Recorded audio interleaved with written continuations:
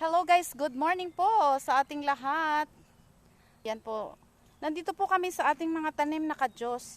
At si Daddy, kami po ni Daddy mag-ano na siya, magpuproning. Yung pong mga talbos ng mga ating mga tanim na kadyos ay tatanggalan po ng yung dunggot po na talbos. Ito po, ganito po yung gagawin na pag-aalis ng ng talbos. Pagpuproning po sa ating tanim na kadyos. Ayan guys, ito na po ngayon ang ating mga kadyos. Oh, matatangkad na po. Oh. Ayan po at magaganda ang mga talbos. Oh. Ayan. Oh. Pati po yung saging natin doon sa baba, may talbos na. Ayan po. Oh. Kasama ng ating mga tanim na kamote. Ayan po. Oh, magaganda na. Ayan po ang ating mga tanim. Ito pa po. Oh. Papunta doon. Ayan, yung mga mais po yung na-harvest na natin nung nakaraan. Ayan po, oh. Ito po ang ating mga kadyos ngayon. Yan po ang aking update sa ating mga kadyos, oh.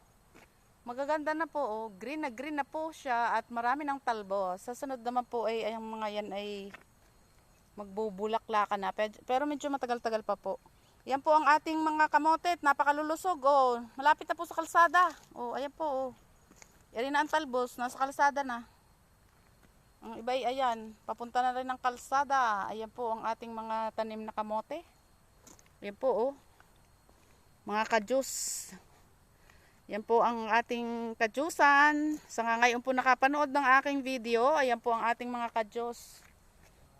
Tanim na kadyos. Ayun po. Papunta po dyan sa tabi ng ating tanim na sitaw. Ayan po dati ang ating mga ginahokan, nilinisan, nilagyan ng abono. Ayan na po ngayon. Ayan. Pasok tayo dito sa loob ng ating taniman ng mga kadyos.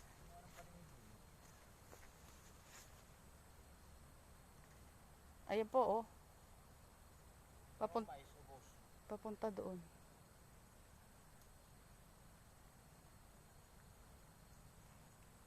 Ayan po, papunta dyan. Ayan po ang ating mga tanim na kadyos.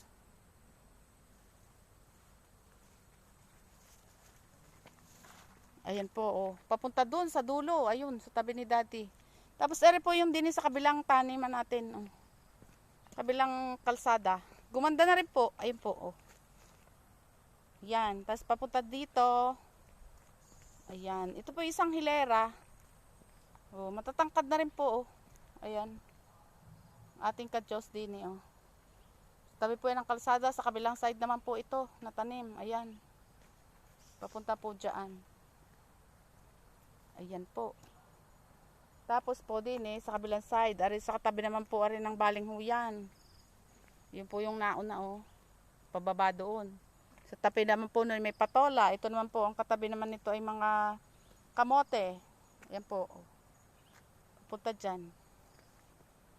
Papunta po doon sa dulo. Doon po sa ating nilinisan na dulo na tayo nagtanim ng sitaw. Ito na po ang ating mga tanim na kadyos. Ayan. Hindi ko alam dati. Ayan po, oh.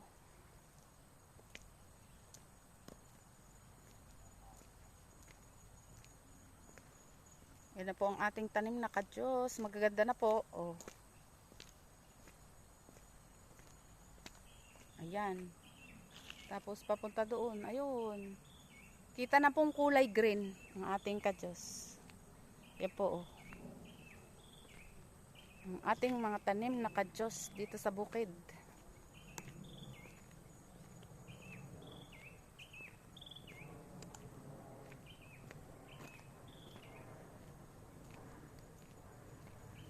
Ayan po. Po ang kamote. Malusog na din. Ayan po. Ayan lamang muna po ang update natin sa ating tanim na kadyos at kamote dito sa bukid. Thank you for watching. Follow for more.